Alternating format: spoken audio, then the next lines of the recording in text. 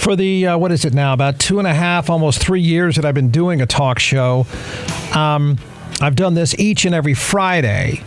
I have a spreadsheet of about 34 pages. It's 34 pages of focus group data that record executives used these focus groups to study popular songs at the time. The focus groups initially liked many of the songs, but then the interest faded, and that's when the executives put the mandate out there to stop playing the songs because nobody liked them.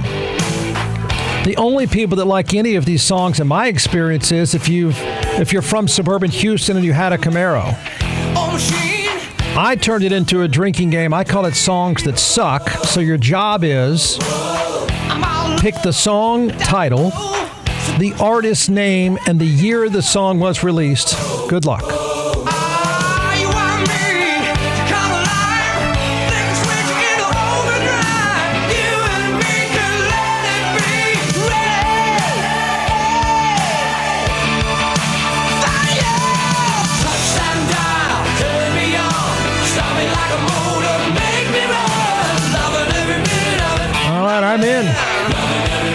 I'm in, suburban Houston kids. You loved this one in your day, didn't you? You had a members-only jacket, too, didn't you? All right, that'd be the great artist that is Loverboy, who now weighs 376 pounds. I keep forgetting his first name, not that it matters. Probably the album was Get Lucky, which might have been the only one they ever did. Who knows? Who cares? Except suburban Houston people. Loving Every Minute of It is the name of the song. It's real difficult. This is some great songwriting. 2 for 2. Year.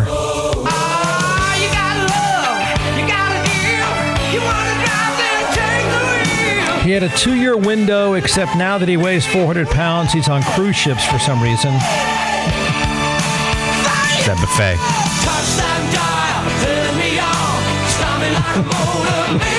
You know what else you suburban Houston kids had? You had bandanas, too. You had a bandana. You had a bandana in your mirror, you dorks. I'm going to say this would be 1982.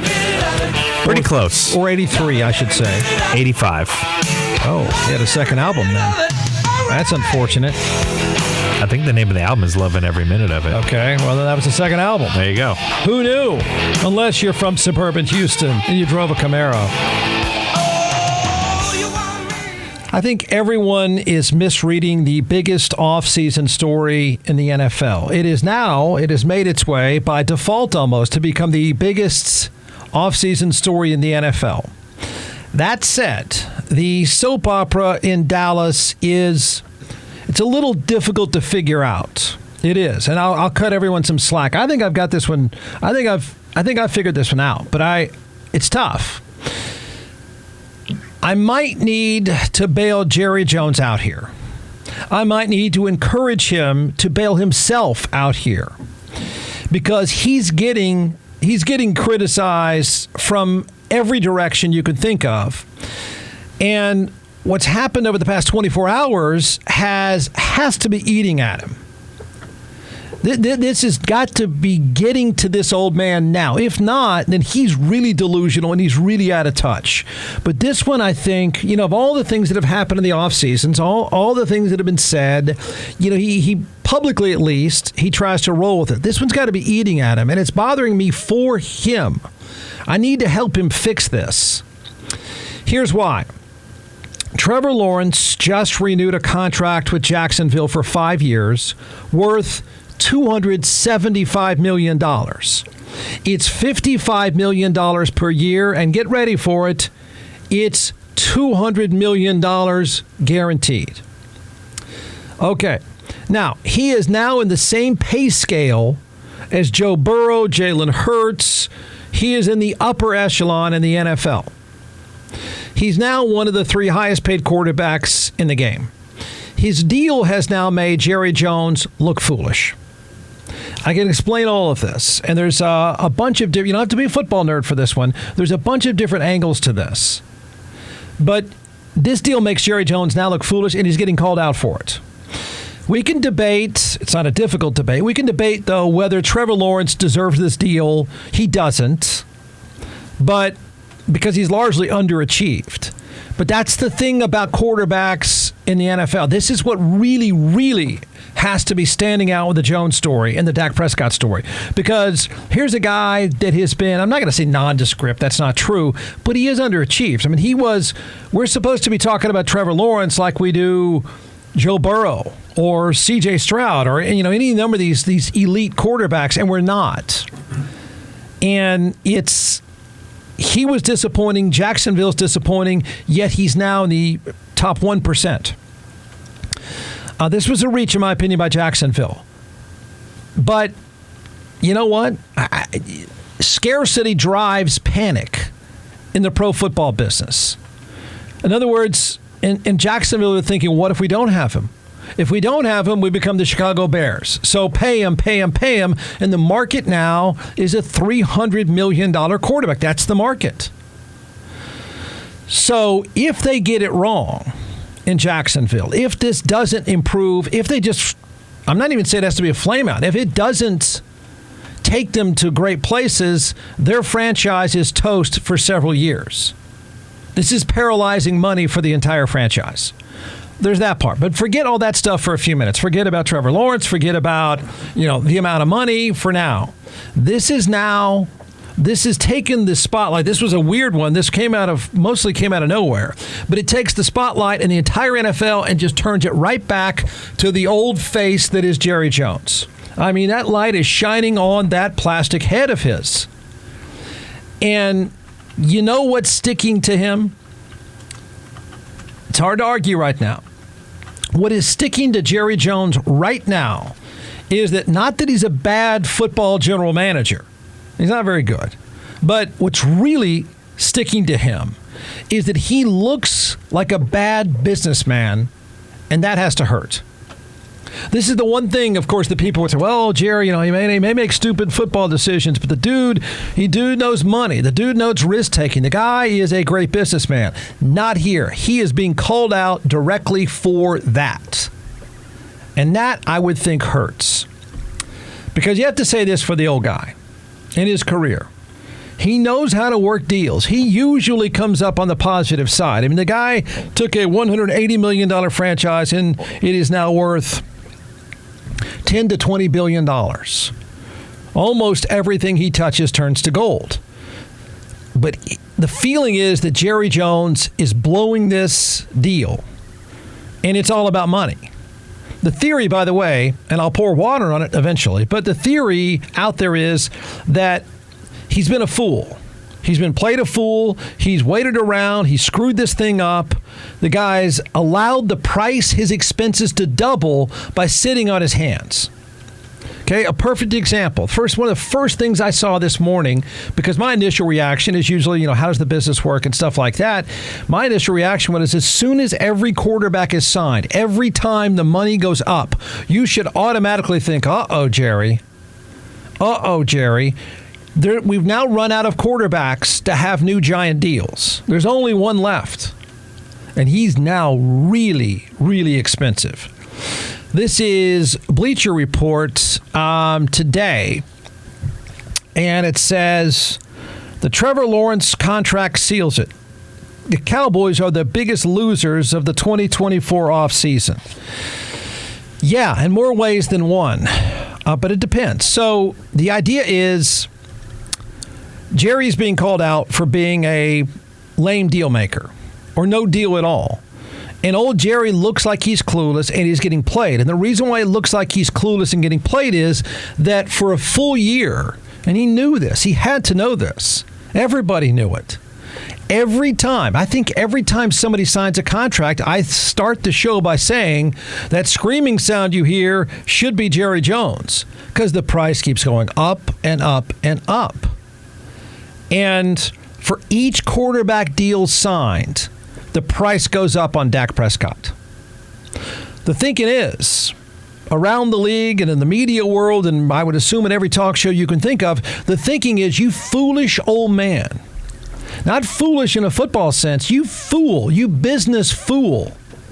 You keep losing money on this deal. How could you let this happen?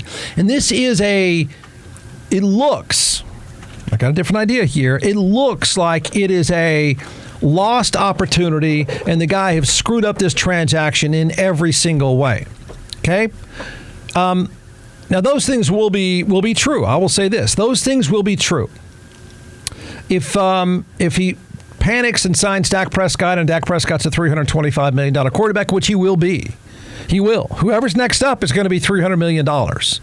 That's the way it works. So if he's going to re-sign Dak Prescott, and Dak Prescott takes it, okay, every day that he waits and has waited, the price has been going up. And this has been true for months now. And this is kind of the prevailing theory, is that what were you waiting on? Not only did Dallas do nothing in the offseason, they've done nothing to re-sign their franchise, what the owner says is their franchise. And when you let everybody else sign contracts, the money goes up. It keeps going up and up and up. You're a bad businessman is what they're saying and thinking, right? And it's a legitimate argument. So if Trevor Lawrence is worth $275 million, he is. Value is what somebody's willing to pay. Correct? Value is what someone is willing to pay. If Trevor Lawrence is worth $275 million, Dak Prescott is, as of that minute, 9 o'clock this morning, he is worth $300 million and then some. Now, value is what someone's willing to pay. The old man has been sitting on his hands and watching the price go up dramatically. If I'm the agent for Dak Prescott, and this is easy, it's not a tough sell. He's going to say, hey, old man, Trevor Lawrence is $275 million. My client, my guy, the face of your franchise, the employee of the year, the nicest guy there is, Mr. No Drama, Dak Prescott. He's more productive than Trevor Lawrence. My guy's worth $300 million and then some. You don't want my guy? You want someone like Aaron Rodgers? You want drama? You want a $275 million mediocre quarterback? My guy is productive and you love him and you know it. $300 today. You don't do it today, old man, it's $350 tomorrow. That price will keep going up. So Jerry Jones looks like, and this is what I'm saying, is this has really got to hurt him the most. Stop talking about the football stuff. He looks like a foolish business person. And I think that has to hurt. That would bother me. Now remember, it's not how much. People get confused a lot. Don't get stuck on the numbers. It's not about how much money the owner has. You can't come back and say, well, Ward, he's got that much money. What's the big deal? Well, the big deal is it's not about the wealth of the owner. The big deal is the capacity to spend it within the salary cap. That's what this is about. This is not about owners being billionaires. I mean, if they could probably, Jerry Jones could pay $500 million, and it's not a big deal. But that's not what the business is about. The business is about you have a certain amount of money you can spend every year. And every time you wait for the price to go up, that means one player is taking up your entire salary cap. That's the issue. So that means there's no money left for anybody else. That means as the price goes up on one, that makes it more difficult to re-sign CeeDee Lamb and Micah Parsons, who are waiting for theirs. One of them is already holding out. So do I think Dak Prescott is going to be signed before the season starts? I do. And if that happens, the headline is going to end up being true. Jerry, you fool. You just spent a lot more than you needed to. You waited around. You let the price go up.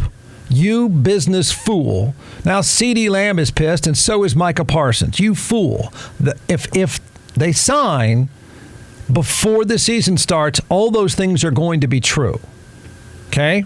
I'm saying if. So Jerry got played. That's where it's going to look. The other part of this is what nobody wants to recognize, I guess, except me, and I keep bringing it up, and that is Dak Prescott has all the leverage. He has all the leverage right now. Everything.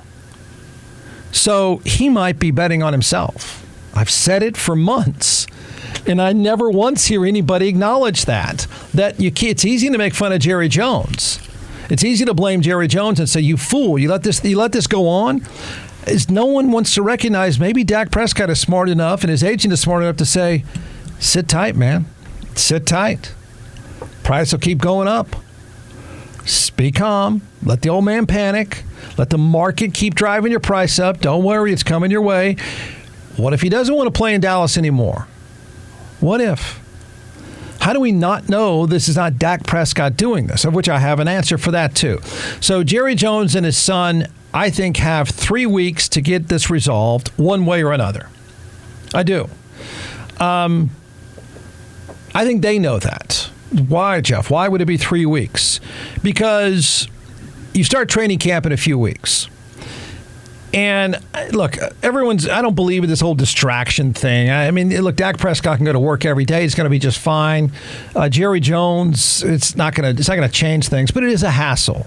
It is. It's a hassle. Your face of your franchise unsigned is a hassle. It'll be every news conference, every day, every conversation. And one thing we know about Jerry Jones is he's not very good at restraint, and he's not very good at completing sentences, so he's going to muck that thing up. They need to get this signed, or otherwise it will monopolize the airspace surrounding the Dallas Cowboys, particularly every time they lose. And every time Dak Prescott, if he's waiting on a deal, if he's waiting on the future, if he's betting on himself, he goes out and has a bad game, which he can. He doesn't have any help. Okay, it's not going to be a very good offense. It's not. So he's probably not going to have the same year he did a year ago just because he didn't have a whole lot. So, then it's going to be thrown in his face constantly. Wow, you're losing money. You keep betting on yourself and you're losing money. So here's how it plays out. I give him a window of 3 weeks. You pay him. You pay him what he wants. He played you well. His agent played you well. And next thing you know, you're talking about a $300 million plus quarterback, and people are freaking out and flipping out that Dak Prescott's the highest paid player in football. Okay? The criticism is that you waited too long, and that'll be justified. Jerry Jones will look like a fool. He's going to have to roll with that if, in fact, they sign the next 3 weeks. If he's not signed by the start of training camp, let me help Jerry Jones out a little bit here. If he's not signed by the start of training camp, then you've made offers, and then people are finally going to say, you know what, Ward, you may have been right about that. Maybe that was Dak Prescott, the one saying, no thanks, not right now. I'll talk to you later. Then that means Jerry Jones had made offers.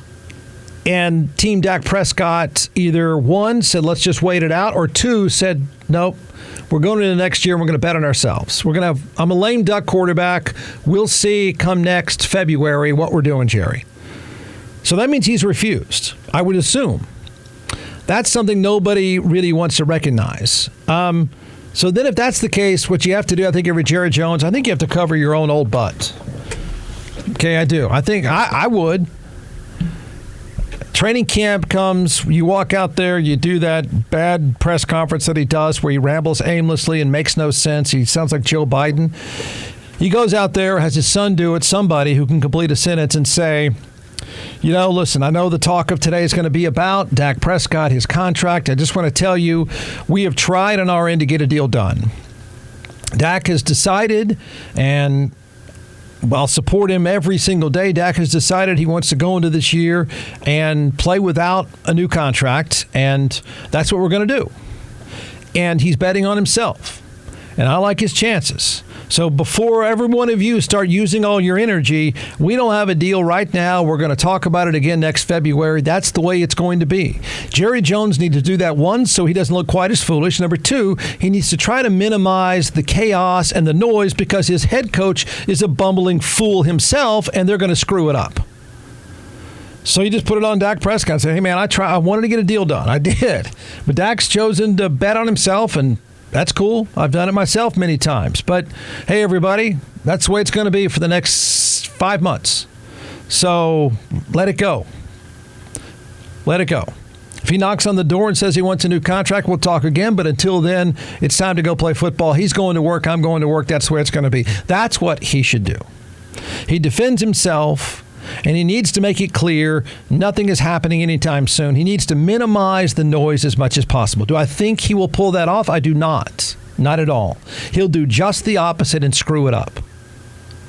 So if they don't have a deal done in the next 3 weeks, then you've got a full-on dumpster fire of public relations chaos on your hands. I think he'll sign something. I don't think it's the right thing to do on either side. But I think he'll sign something. If not, stop talking about Jerry Jones and turn it and say, wow, Dak Prescott meant it. He was not kidding around. He's either doesn't want to come back to Dallas, or two, he's going all in and betting on himself.